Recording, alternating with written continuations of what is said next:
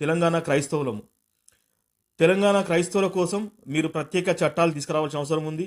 ముఖ్యంగా తెలంగాణ రాష్ట్రంలో అక్రమార్కుల పాలవుతున్న తెలంగాణ క్రైస్తవ ఆస్తుల కోసం క్రైస్తవ ఆస్తుల సంరక్షణ బిల్లు మీరు అసెంబ్లీలో ప్రవేశపెట్టాలని మేము డిమాండ్ చేస్తున్నాం. తెలంగాణ క్రైస్తవులకు మీరు ఏమేమి బెనిఫిట్స్ ఇస్తున్నారు, అసలు క్రైస్తవులను ఏ విధంగా వాడుతున్నారో మీరు అసెంబ్లీలో పూర్తిగా వివరాలు మాకు తెలియజేయాలని మేము కోరుకుంటున్నాం. నిన్న చెప్పారు బీసీల కోసం ఇది చేస్తున్నాము, ఎస్సీల కోసం ఇది సప్లాన్ పెట్టినాము, ఎస్సీల కోసము దళిత బంధు పెట్టినాము, బీసీల కోసం కార్పొరేషన్లు పెట్టినాము, బీసీ పాఠశాలలు ఏర్పాటు చేసినాము, మైనార్టీ పాఠశాలలు ఏర్పాటు చేసినామని చెప్పారు. కానీ క్రైస్తవుల కోసం ఒక్కరన్నా తెలంగాణ రాష్ట్రంలో మాట్లాడినా బాగులేదు.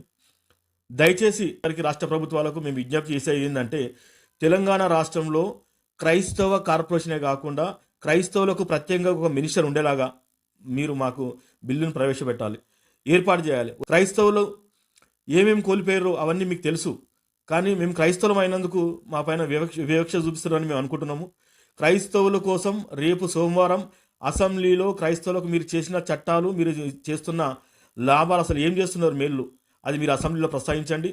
మా క్రైస్తవులుగా మేము ఉన్న ఇన్ని చర్చిలు ఉన్నా మేము దాదాపు క్రైస్తవులము తెలంగాణలో 35% ఉన్నాము, మనం గుర్తించండి. మా కోసం కూడా ఒక ప్రత్యేకమైన ఒక మినిస్టర్ని ఏర్పాటు చేయండి, మా కష్టాలు వింటారు. ఒక మైనార్టీ మినిస్టర్ ఉంటే ముస్లింలే మైనార్టీలు అనుకుంటున్నారు, ముస్లింలు ఒకటే కాదు క్రైస్తవులం కూడా మైనార్టీలమే. మాకు ఇంతవరకు ఎలాంటి బెనిఫిట్ పొందలేదు. మీరిచ్చే కేసీఆర్ కానుక, క్రిస్టమస్ కానుక తప్ప క్రైస్తవులకు వచ్చింది తెలంగాణ రాష్ట్రంలో ఏం లేదు.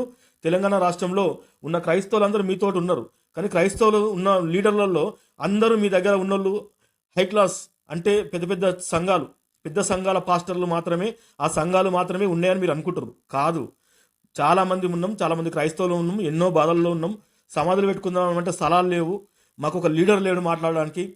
కాబట్టి దయచేసి క్రిస్టియన్ మైనార్టీకి తక్షణమే రాష్ట్ర ప్రభుత్వం ఏవైతే వీళ్ళు బిల్లులు పెడుతున్నారో, ఏదైతే వీటి కోసం అసెంబ్లీ సమావేశాలు ఏర్పాటు చేశారో బడ్జెట్ కోసం, ఆ బడ్జెట్లో తెలంగాణ రాష్ట్ర క్రైస్తవుల కోసం కనీసం 2,500 కోట్ల రూపాయల బడ్జెట్ను రిలీజ్ చేయాలని మేము విజ్ఞప్తి చేస్తున్నాం. దీని ద్వారా మాకు కూడా దళిత బంధు ఎలా ఇస్తున్నారో అలాగే క్రైస్తవులకు కూడా క్రైస్తవ బంధును ఏర్పాటు చేయాలని మేము మిమ్మల్ని డిమాండ్ చేస్తున్నాం.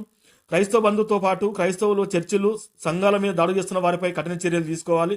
ప్రతి సంఘానికి మీరు ఎన్నెండుగా ఉండి మమ్మల్ని కాపాడాలని మేము విజ్ఞాపిస్తున్నాం.